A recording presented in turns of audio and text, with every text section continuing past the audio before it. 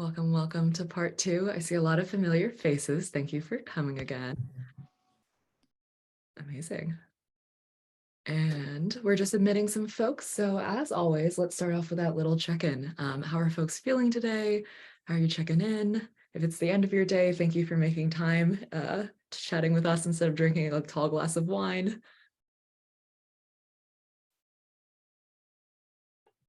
I see one green. Fantastic. Two greens. Okay.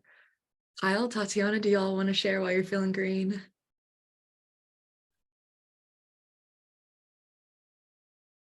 Amazing. I'm just continuing to grow my team, so I get to mentor a manager now, so that's exciting. Yay, congratulations, that's huge. Okay, we got our first yellow. Aniko, thank you so much for being vulnerable with us. If you feel like sharing either in the chat or unmuting and letting us know, please.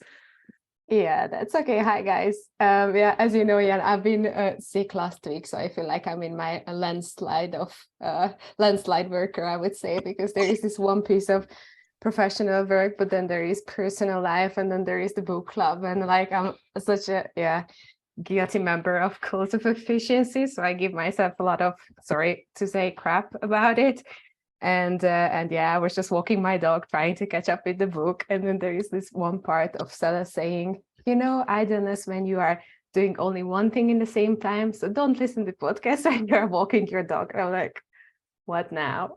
So nonetheless, bringing my humanness and like looking forward to what others have to say about the book, and just very happy that I made it on time. So it's a little bit of everything. Yeah, thank you for persevering through sickness. I'm proud of you for not showing up to last week's book club, given that you were really under the weather. And yeah, Celeste calls us all out, so it's not just you she's reading to filth. So yeah, we're definitely all guilty of some level of cult of efficiency here. Amazing. So we're just doing a check-in if you're just coming in for the first time. I see some folks joining us for the very first time, so thank you and welcome to your first little book club session. We're doing a green, yellow, red check-in. Green is great, yellow okay, red terrible. No red so far, so I think folks are relatively doing well. Francesca, thank you for sharing a yellow with us. I hope your day gets better. Amazing, Ollie. We love a good coffee chat, so to do that. Yay. I personally am Lime. I had one of those things last night where I was like dreaming of this session. So I think I've done this session in my own head like 5 times. And it went horribly wrong in my dreams and stuff. They were slightly nightmares. So hopefully the session does not play out the way that that other one played out and stuff. Yeah, definitely don't think that there'll be like pancake monsters in real life though. So we're clear and dandy. Amazing. Oh, Kyle, you're too sweet. Okay, amazing. So we're going to kind of proceed forward just to make sure for sake of time. We have a very, as always, ambitious session with a lot of discussion and a big chance for you to meet an accountability buddy inside your breakout rooms today. So super fingers crossed that you're going to meet your new best friend. Oops. Ooh, okay. So first, let's start with introductions. I'll go first. My name is Yen. I'm co-founder of Kona. We're the manager success platform in Slack, particularly focused on manager well-being and employee happiness. I founded this company at UCLA in a dorm room back in 2019, and have since been studying remote management like every single year, talking to a lot of remote managers. In my free time, I love looking at boba stores. I love going to bookshops and coffee shops in that order. And so, yeah, that's my ideal day right there. Passing to my lovely little co-host, Monica. Hello. My name is Monica Holmes. I'm the first marketer at Kona, and I'll be here taking care of all the technical stuff. I love management. I love books. So this is a place for me to be. Amazing. And I want to do a quick little shout out to Tatiana, who just published a book, which is huge. So big claps for Tatiana. Congratulations. Please send her some love in the chat and check out that little link over there. We're super proud of you, Tatiana. Great work. So yeah, our host is Kona, which means this is now the kind of NPR podcast style message from our sponsors moment. So give me 1 second to transition over there. Okay.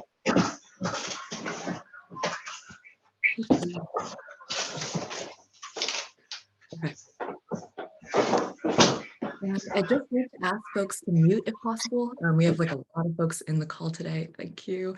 Okay, so putting on my best radio voice, this book club is sponsored by Kona. Kona is it does a lot of things, but essentially it is right here doing a quick little green yellow chat inside your Slack workspace. And you can see me getting my car towed yesterday because I got a flat on the 405, which is the most terrifying thing ever. But essentially you can share pictures, you can share a little bit about your day, you can talk about how AAA came to save your ass on the side of the freeway. And so whatever is happening in real life or at work, you can share that context with your team, bond over that, share funny GIFs, and basically check in on your teammates as needed. Kona will also check in with you, sending in messages and checkups saying that, oh, I'm sorry you're feeling overwhelmed. Here are some benefits that we offer, or these are some tips that I have. So everybody in the moment can get that relief that they need and have somebody to talk to. Kona actually acts as a chat function, not a therapist, definitely not a therapist, but definitely something close that can help basically be your outlet for whatever you need. Kona is free to try. We have a 30-day pro pilot essentially, and then it downgrades to free. So if you're interested, please chat with me and we can definitely make it happen. Okay, podcast voice over, and we can switch back to our regularly scheduled programming. So that was Kona, and now let's dive into first our group photo. We almost forgot to do this last time, very important stuff. We want to make sure you guys have proof that you were here, so grab your little books, and then you'll be able to post on LinkedIn after that this happened. So yeah, and we have a lot of folks, so come off camera and we'll try to squeeze you all into the photo. So let's first talk about discussion rules. Of course, do nothing attacks some of our core values of hard work in a lot of ways and helps us reframe and unlearn all of that. So I just want to first call out that unlearning is very uncomfortable. Embrace the suck, keep an open mind, and embrace the discomfort. We're all in the same boat with you. Next, assume positive intent. There are a lot more folks inside this session than other sessions, so please make sure that you assume positive intent when somebody's sharing their perspective. Most likely they do not intend any malice.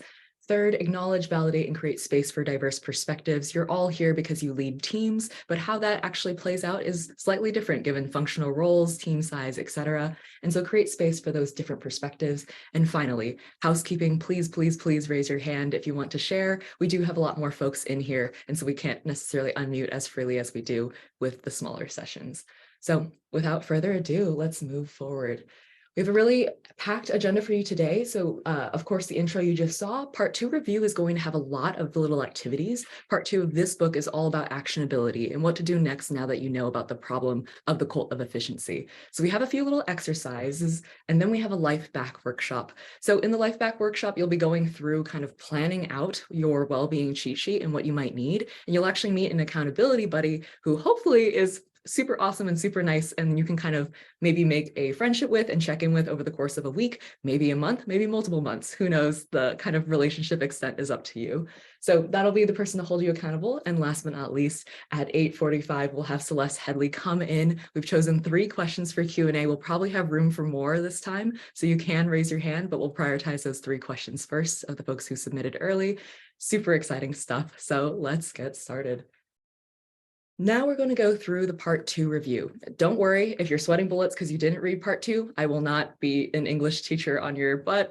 We do not really care. Don't let that be part of the recording. We know you're super busy as per the book kind of describes and stuff. So just try to retain as much as you can.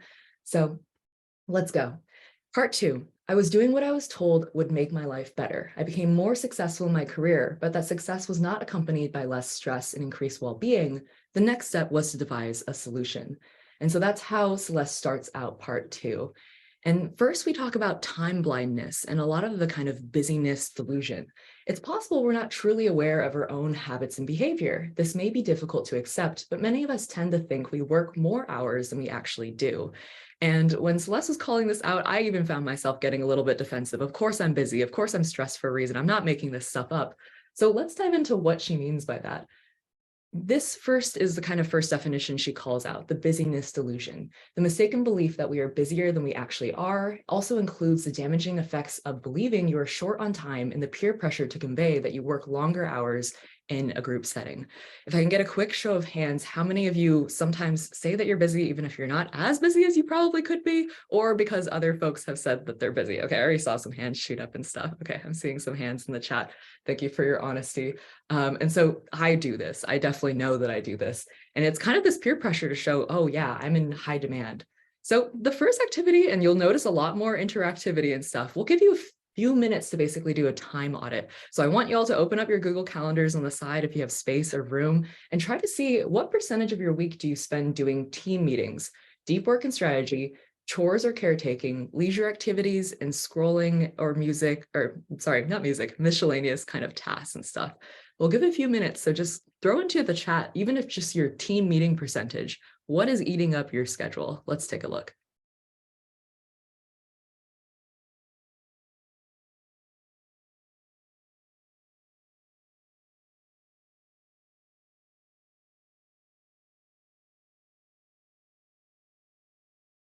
Wow. Okay. We already got an 80% team meeting readout there. And if other folks are kind of having a feeling that that is them too, that is crazy.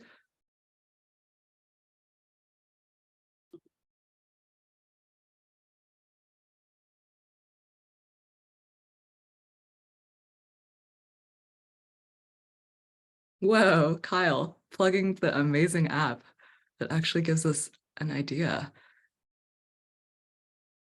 Okay. So Aaron's able to minimize meetings and have a lot more deep work time. And we're able to see 10% still dedicated to scrolling. Thank you for your honesty there. Oh, okay. Michelle, the 23 hours of meetings makes my head hurt, but that definitely makes sense.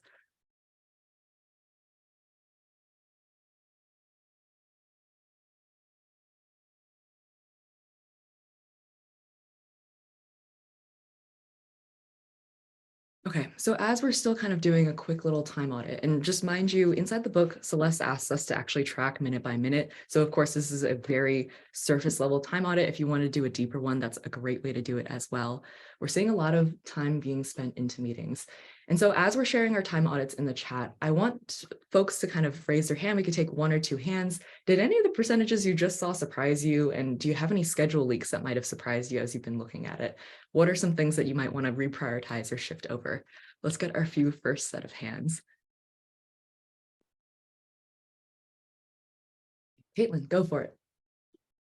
I was actually just surprised at how many hours a week I spend in meetings compared to how long it feels. So it's only 14 hours on average, and it feels like 100. So it was interesting to see how much actual time there is in between. And I think something I try to work on is like making the most of the time in between, and then making sure that the scheduling makes sense, because I can control a lot of the scheduling. But yeah, that was a surprise. Yeah, I really love that. And the idea of like, oh, it's actually taking this much time, it still is very valid that it feels like it's taking forever. And I think that's something to call out, because that could be the emotional exhaustion that it brings out. Anybody else want to share a little bit about their time audit, or at least what they're noticing? And Kyle, love your point. Meetings for leaders definitely take a higher toll because you're leading the meetings and having to think about them and strategize and plan for them. If not, no worries, we can move on to the next session. So basically the purpose of the time audit, and please dive into this a little bit deeper, but really get an idea of how you're spending your time. That's the very first kind of step that most folks have a little bit of blindness about. The second thing is now being intentional about scheduling social and leisure time. And so I think all the changes I recommend, this is the easiest to achieve. I only ask that you take it easy and relax, and that you schedule time out of your day in which to do this. I think easiest kind of is a little bit tongue in cheek. It's not super easy if you're not used to doing it. So the next kind of exercise I'd like to do is starting to break out that ideal schedule. Obviously doing this really, really well is going to take longer than 3 minutes, but I do want you to take a stab. If you could start to pull up a notebook and start writing out, okay, I wake up at this time and then I typically have these things in my morning routine. Let's start typing that out and maybe sharing a few of the things. To make it easier, we can stop at lunch. So maybe to take half of your day and write out that ideal schedule. But what does your morning look like? And is there any leisure time spent into that, or do we just go straight into work?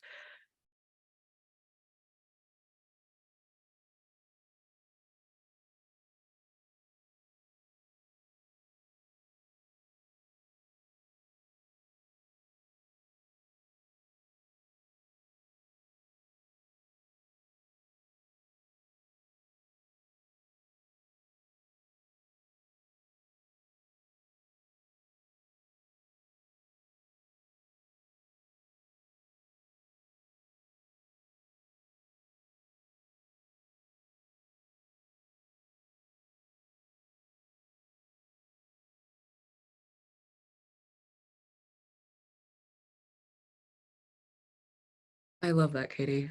Katie just shared that she gets up half an hour early just to have coffee and read in bed, and that is such a great way to start your morning. Would love to see what other folks do. I personally, I try to wake up at 7:30. I'm looking at probably getting ready, and then I always make tea. I'm realizing I'm a huge Black English breakfast tea kind of person, and so I try to do that, and I try to basically clear out Slack. If Slack can reach inbox 0 in the morning, then I feel way lighter, and so that's my first initial thing. Amazing. Haley's also a tea person. Um,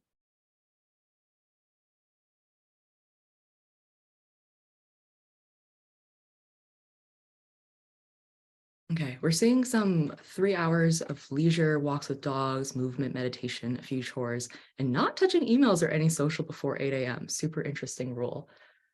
So obviously these exercises, you should spend a lot more time diving in properly with them and stuff. But it is interesting seeing what other folks are doing. Other folks are waking up at 7 a.m., making breakfast for your family. Ashik, thank you for sharing. That is beautiful. Oh, we're getting some schedules in. Thank you for taking the time to type these out. And so a lot of folks don't immediately start straight into work. Some folks actually are stretching, they're doing skincare, they're prepping for the day, they are logging in, checking, working it through a coffee shop is fantastic, getting 2 kids ready for school. So you're seeing a bunch of diverse ideal schedules. And let's talk a little bit. What prevents you from, obviously this is the ideal schedule, so maybe you are able to accomplish all the things on the list, but when you aren't, what prevents you from this ideal schedule? And how could you free up more time for leisure? How would you go, what would you do with that free time? So I'll get a few hands and stuff, and I know there's a lot happening, chat and also this, but anybody want to talk about what normally gets in the way of having this schedule that probably helps? Yeah, Gareth, go for it.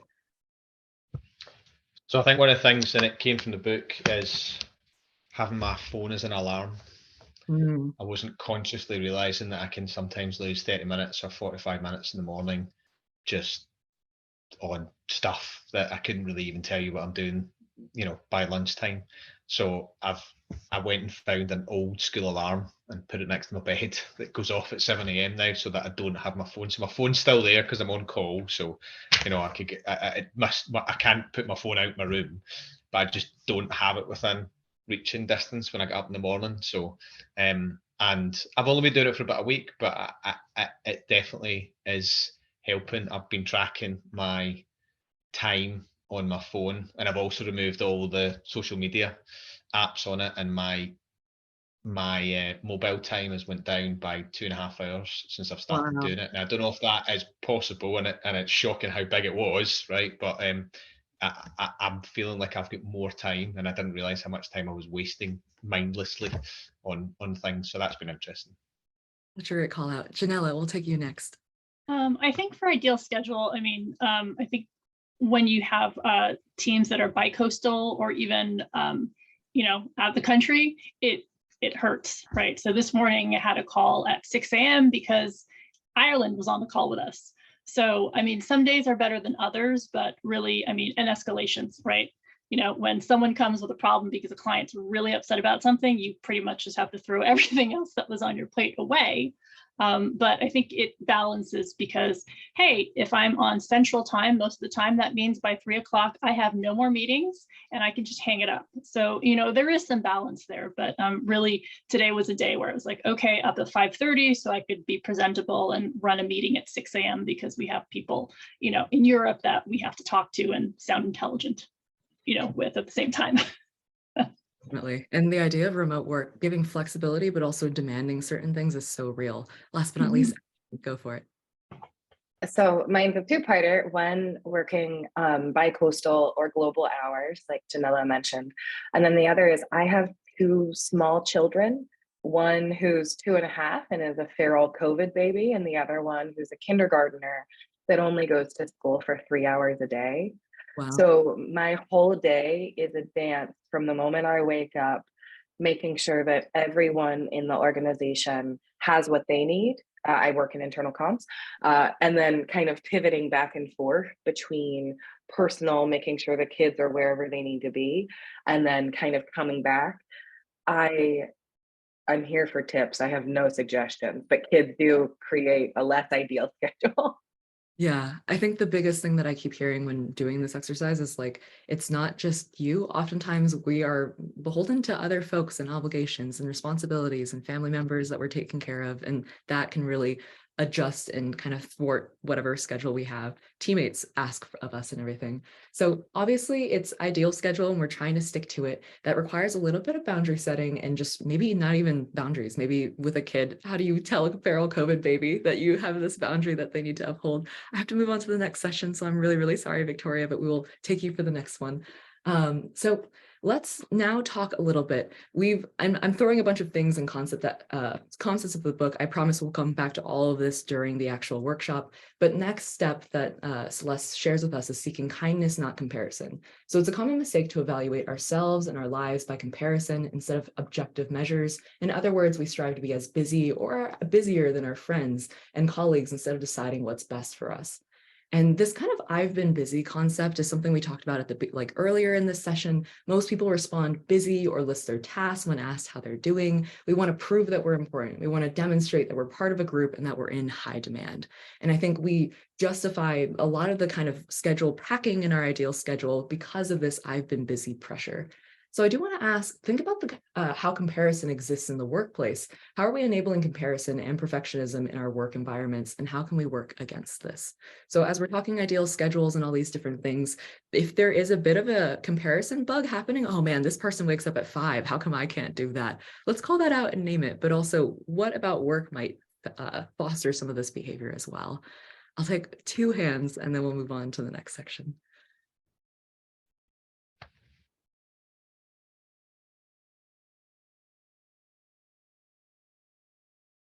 Okay, amazing. Anika, go for it. I'm actually on the against side. So I think whenever I'm like have a speaking engagement or even here in the comments, because I already seen a flash of perfect calendars, I try to be really candid on the weakness part and really know that I can decide what I claim space and what I talk about, and always say that all these things are very, very individual and what helps, and the morning routine doesn't work for everyone, and we all have better and worse days, and we just need to make like even 2 minutes is such a huge help to just for you to drive your day. So to always, I think as much as we can create comparison, we also can take the edge of it with purposeful communication and just like embrace people to bring their whole selves. So that's what I'm trying to do, at least. That's beautiful. Thank you for sharing. Michelle, go for it. Do you mean me? Yeah, sorry. Am I? It's fine. No worries. That's totally not an issue.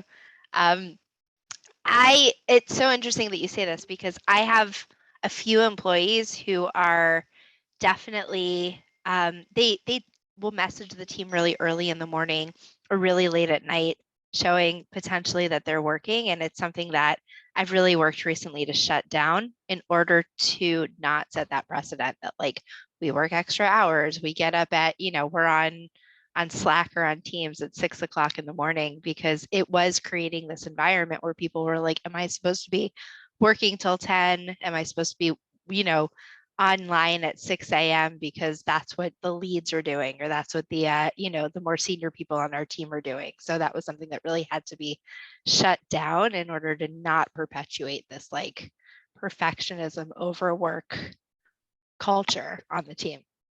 I love that. And I love the way that you are aware that this is happening. And I'm sure a lot of the managers here, I'm seeing some head nods, like that comparison aspect affects all of our teammates and how they show up for each other and what's happening there. And so part of it is trying to make sure that we create work environments for ourselves, but also how do we create the proper culture for our teams? Julia, go for it. I was just going to say it's interesting. I picked up the book because in my professional life, I've been fighting against having like too many meetings. So we replace meetings with like good status reports and just like mindfully reduce meetings, and all of our messages are scheduled for like the next day, and we don't email on weekends or do anything. So I feel like we have good hygiene. But I honestly feel like something's wrong.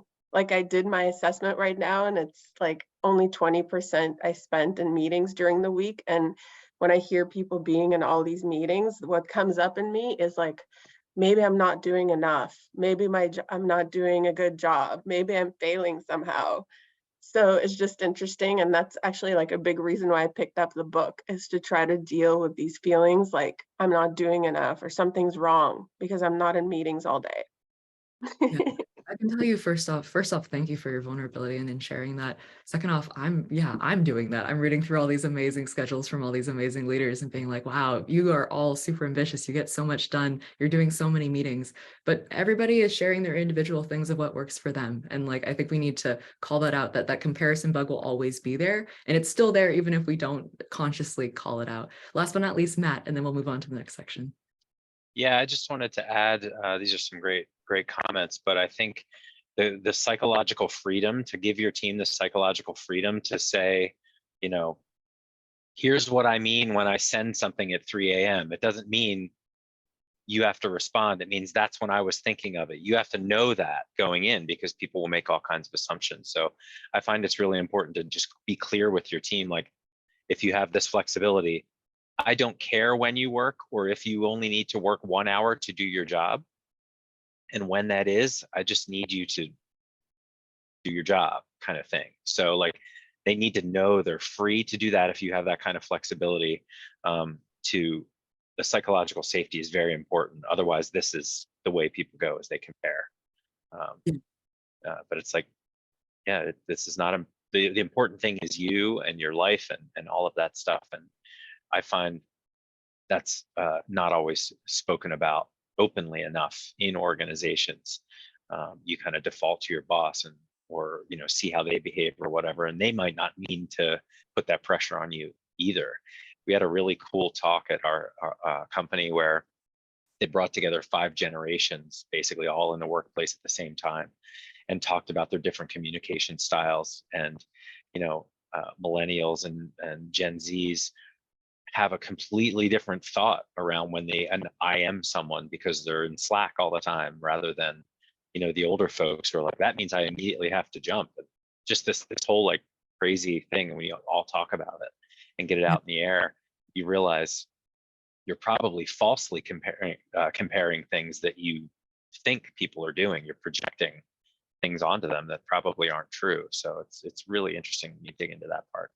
Yeah, such a great comparison. I think the idea that generational kind of upbringing, in addition to all of our kind of backgrounds and perspectives and stuff, that's what's making us unique here. But we kind of almost treat everybody as if we're all operating with the same exact operating manual. So a great thing to call out. Last but not least, goal setting. Many of us become obsessed with means goals and completely lose sight of the more important end goal that should motivate all of our efforts, living a good life. Why sacrifice your mental and physical health for something that may not help you and, in fact, takes further from your ultimate ambition? And in this kind of section and the overall kind of idea, Celeste Headlee is talking a lot about how we obsess over well-being things. Maybe we obsess over going to the gym 5 times a week, and when we do it 4 times a week, we beat ourselves up about it. And so we're talking about means goals, this kind of the means, writing 750 words a day to finish the book. If you write 650, you're a failure. Instead, you're really trying to help people with knowledge, but that can get lost in the thing. Another example of skipping dessert. Maybe if you sneak a brownie, you might be really kicking yourself for that and stuff, but really it's the end goal is to lead a healthy life. So truly, I can only take 2 people because I want to make sure you have enough time for this well-being workshop that we're about to dive into. But can anybody give me a means goal and maybe the end goal that actually needs to happen? I'll take 2 hands and then we'll get going. Haley, please. Yeah, this is so cool, Ian, because I am, I feel like I've reflected on this a lot in my life recently. I highly identify as someone who is like really a goal setter. I'm always writing goals down. And then I only recently realized, I don't know if anyone else has read Atomic Habits by James Clear, but he talks about setting identity-based habits. So instead of like, I'm going to wake up at 5 a.m., I am someone who wakes up at 5 a.m. or like I'm an early riser.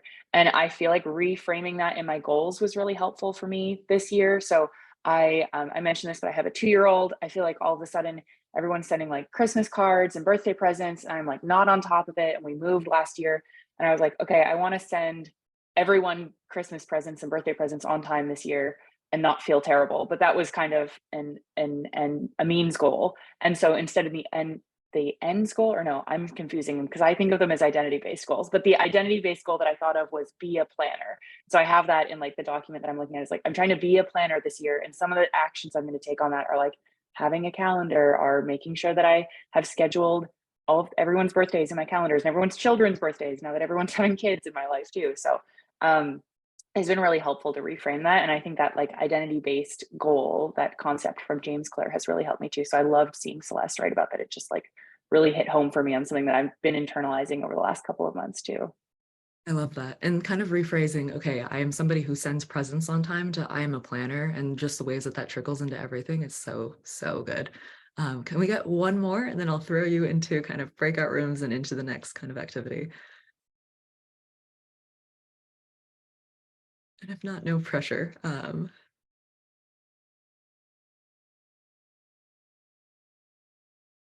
okay, Sarah, go for it.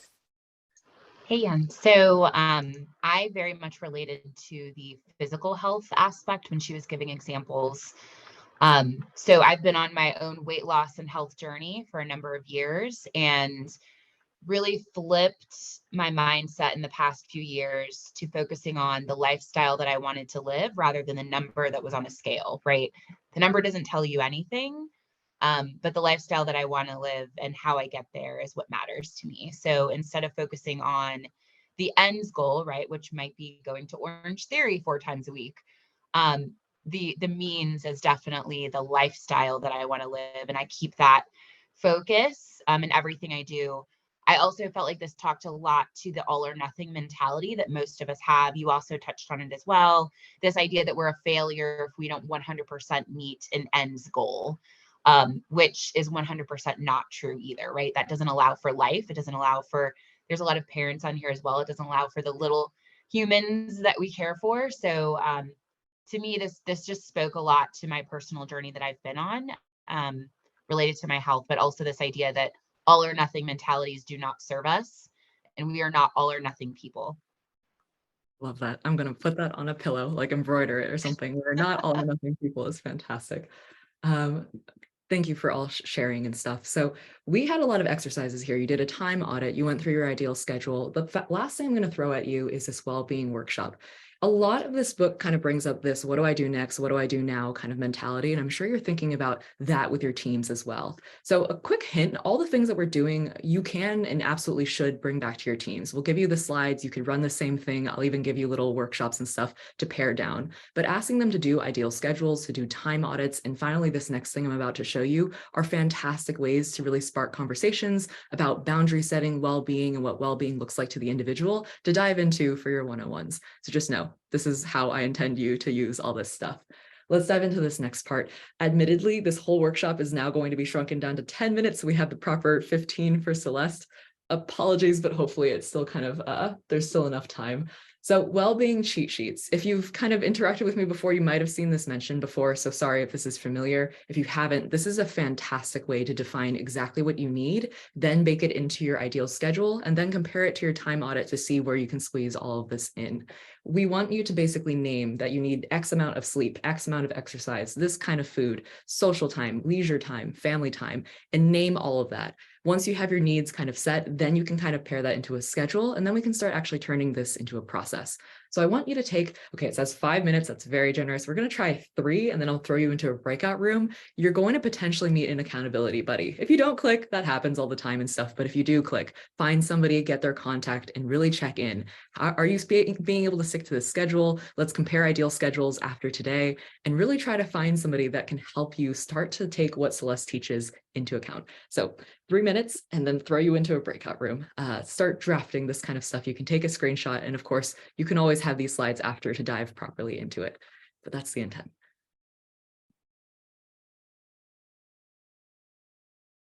And if I were you, I'd just grab all the categories and you can talk it out with that person. So sleep, exercise, food, social, leisure, family.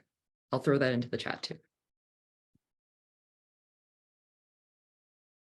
Okay, before we dive into our next session, first off, how did that last workshop go? Did we get something out of it? Thumbs? Got some, okay, got hearts and thumbs. Hopefully you found an accountability buddy that will be your friend as we go through.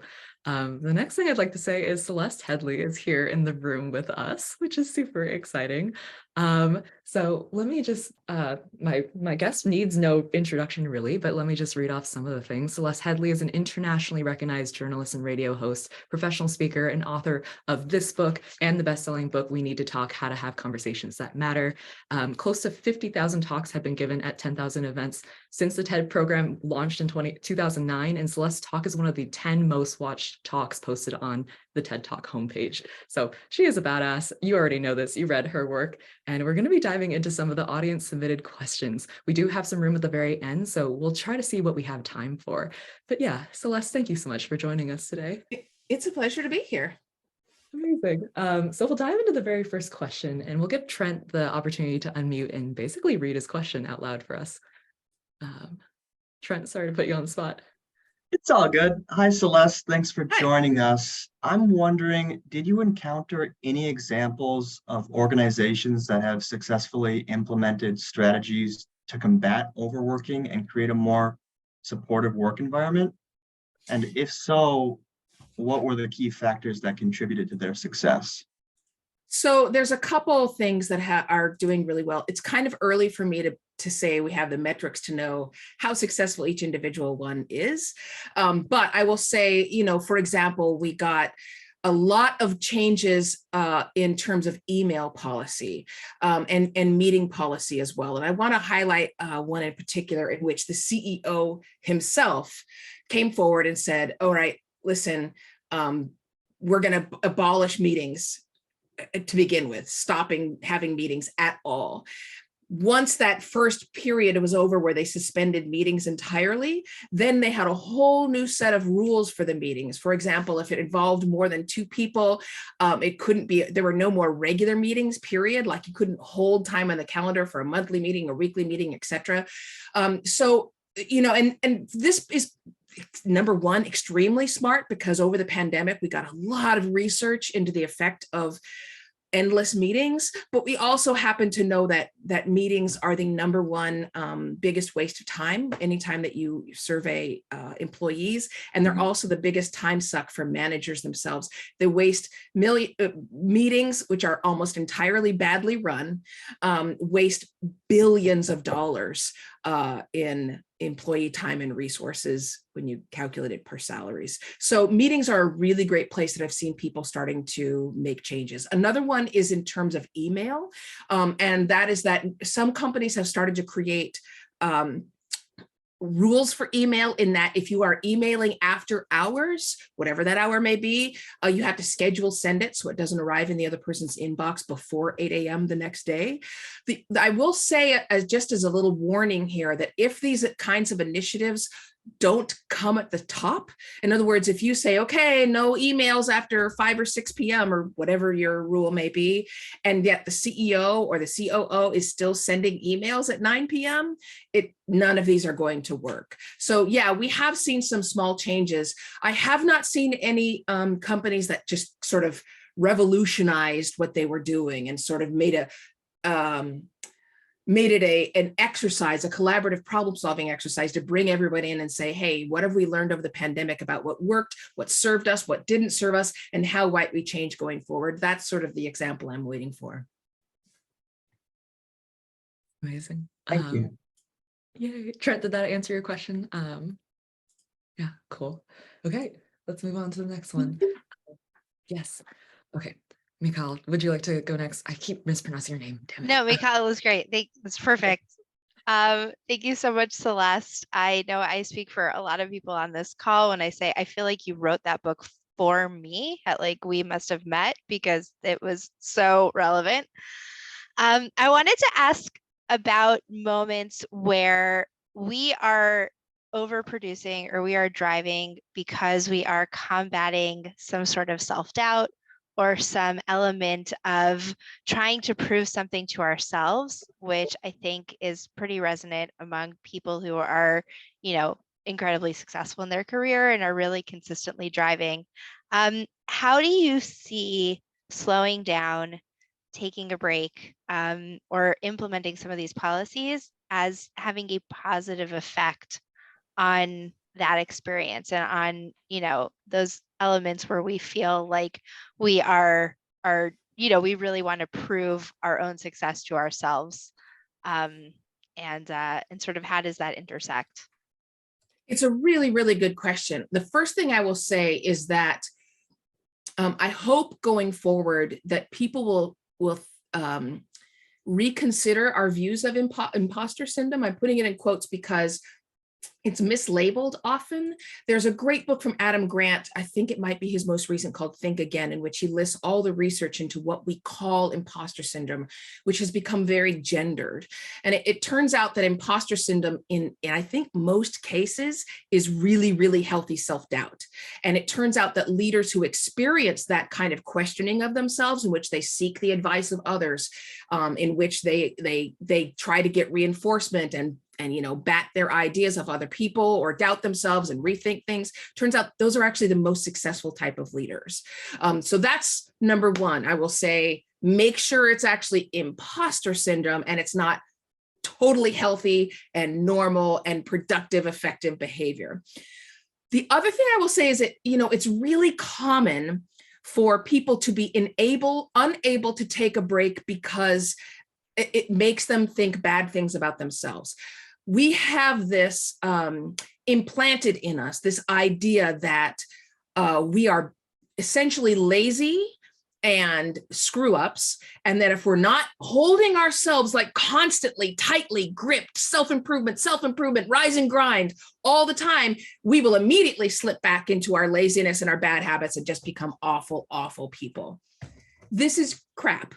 That is not true. That's perfectly fine if that's how you want to run your religion, but that's not in any way, shape, or supported by human history, our biology, our neurology. So if that is what is holding you back, is this fear that you have to be controlled and doing something productive at all times, because otherwise you're lazy, otherwise other people are going to see what a waste of space you are. I think one of my friends called her boss a waste of a good digestive system. Like, that's awful, right? Like, this idea that you don't deserve your space on the planet if you're not producing something, that's a different thing. That's been built into you, as the book explains. That was an intentional implanting of an idea in our heads that has just been strengthened generation after generation after generation. That's going to take some time. And in a way, it's kind of like, if you look at some of the techniques they use to deprogram people who've been in cults, those end up being the same sort of techniques that are useful for people who have been programmed to believe that idle time means you're a wastrel, right? So that's just going to have to be you constantly saying to yourself, finding that talk back that works for you, however that is, so that when that voice says in your head, you are so lazy, oh my God, get off your big butt, which is what mine says to me. You find those things that you say back to that voice and literally say them inside your head.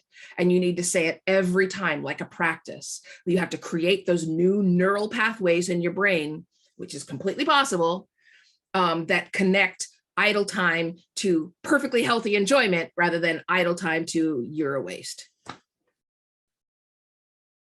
Amazing. Did that answer your question? Thank you so much. That was great. Yay. Awesome. And then last but not least, Tatiana, would you like to unmute and share? Yeah, absolutely. Hi, Celeste. Hi. Very excited to read your book. It's exactly, I think, what I needed. It's something I've been feeling for a long time. And so I also love the idea of using life as an experiment. And so I love that you experimented a lot of these things for yourself. And so my question is around what felt most rewarding and challenging as you were going through the process of essentially deconstructing and reconstructing like your schedule in your life around the things that you were learning. So most rewarding, most challenging. So I just want to emphasize, first of all, that if it's not clear in the book, I am still a work in progress. Like, these Absolutely. are things I am still trying to fix. The most challenging thing for me has been not making a to-do list for myself on the weekends. And that's very difficult for me because even when I stopped writing it down in my head, I had my little mental checklist going all the time. And so that has been very difficult for me. And I'm still doing it as of last weekend. The most rewarding thing, so I spent a long time making it so I was able to do it, but I took 3 weeks and went and did a writer's retreat, which I wouldn't have said if you'd asked me a year, 2 years ago, if that was possible for me to take 3 weeks off at a retreat, I would have said, absolutely not. But I worked at it and I was able to do it. And I discovered things about myself when I wasn't interrupted. Like, I don't think in my life I've ever had a period of time when I could just do what I wanted and nobody was going to interrupt me. No phone calls, no emails, like nothing. And it allowed me to create a new pattern for myself, a new daily pattern that is not, I can't do everything the same way I did as when I was on retreat. But one of the things I discovered is that I now don't touch the computer at all after dinner. And again, that's something I would not have thought was possible, but wow, what a revelation in terms of my well-being. I mean, I sleep better, I worry less. Like, after the dinner is over, that's it. I'm done. You know, I mean, one of the things I tried to do, especially during the pandemic, because it was, you know, we weren't, you know, working from home, we were living at work, is I started to make a open and closed sign for myself, right? Like, I'm okay, if I'm the store of Celeste, and I need to go on Google and put when my store opens and when my store closes, what are those hours that I can sustain every day? And I, not only myself, but I suggest to you, figure out what time your store closes. And then you turn that sign over to closed. And then if someone comes to the door by Slack, by email, by whatever, you don't have to engage with them. They're just finding a closed sign and they go, oh, whoops, I should have come earlier. So that has been like incredibly powerful for me. That's so lovely. Thank you so much for sharing, Celeste. Okay, that was all of our scheduled questions. Obviously, so raise your hand if you have something, we can sneak it into the last. Okay, super fast. Ashley, go for it. Sorry, I was ready. Hi, Celeste. This is my third time hearing you speak, and every time I come away with a ton of notes. So it's just really nice to see you again. I know that you mentioned in the book a little bit about your son, and the folks on the call learned that I have 2 somewhat feral children. How have you taken what you've learned about yourself and learned about this process and applied it to your relationships with your family and with your loved ones? Because I know at least some of the parents on the call, we were commiserating that our leisure time really is, it's kind of robbing Peter to pay Paul, to give it to the kids or to give it to the spouse maybe sometimes. So I'd be interested to hear how that's going for you. So my son's 24 now, just graduated from college. There's a couple things I'll say. I mean, first, I felt very guilty because as I went through this process of discovering these things in myself, I saw how I had instilled these same values in my kid, and that made me feel terrible. So I've tried really hard, maybe too hard. Your kids hate to get advice from you. So to counter all of those things I had said before. But I think one of the things is constantly reminding myself that his solutions will not be the same as mine. And just because I have made mistakes and then found really workable solutions to, you know, various things in my own life, it doesn't mean his solutions are wrong because they're not the same, right? Like, for example, my son sleeps really late in the day. He stays up late and he gets up like at noon in the day. And every part of my body is like, be an adult. That is not what an adult does, right? Like, you can't function in life by getting up at 12 o'clock or 1 p.m., but that's not true, right? Like, if it doesn't work for him, then we're going to find that out pretty quick. Like, he won't be able to get things done. He won't do stuff. But if it's working for him, why am I telling him this is the wrong habit to have? Like, who do I get off saying you need to have the same schedule I do, even though every fiber of my being tells me what his habit is wrong. So that is constantly reminding me that some of these values haven't been implanted in me, and they're not necessarily values, right? They're just habits. So that's one thing. Another thing, when you're talking about grabbing Peter to pay Paul, is like, I have learned to treat him the way I do my employees, which is basically, I start to view myself, like when I hire somebody, I hire them because they have different talents and skills, and they're really good at a particular thing maybe I'm not good at, and then I leave them alone until there's something I can do to help them and support them and make sure they have all they need. Well, I wouldn't hire them if I needed to manage them, right? Like I let them do their jobs. And to a same way, it's like the same with my son. I'm like, his job is to grow up, and I'm here, I'm ready to step in when I need to, absolutely. But other than that, I'm going to let him do his job and stop inserting myself like I know better. So I don't know if that's helpful, but it has been helpful to me. Thank you. Okay, that's time. Obviously, a lot of folks are already jumping off to meetings, talk about meetings, schedules and stuff. Celeste, thank you for joining us. Thank you so much. It was a pleasure to have you, and you just wrote a fantastic book. So thank you so much. I appreciate it. And thank you for reading. Good luck. Amazing. And before you leave, I just Celeste, you can totally go. But okay. Please join us for next month's book club. We have Julie Jouot coming in for The Making of a Manager, so you don't want to miss it. It is one of the best books written about management in the last 5 years, I would argue. So please join us. Email me if you want to reserve a spot. We have limited spots as always. So yeah, and invite your friends. Also a kind of call out. All this will be sent over email. Thank you for joining us. We have a lot of goodies in the kind of ending of this, but yay! Happy Mental Health Awareness Month, everybody.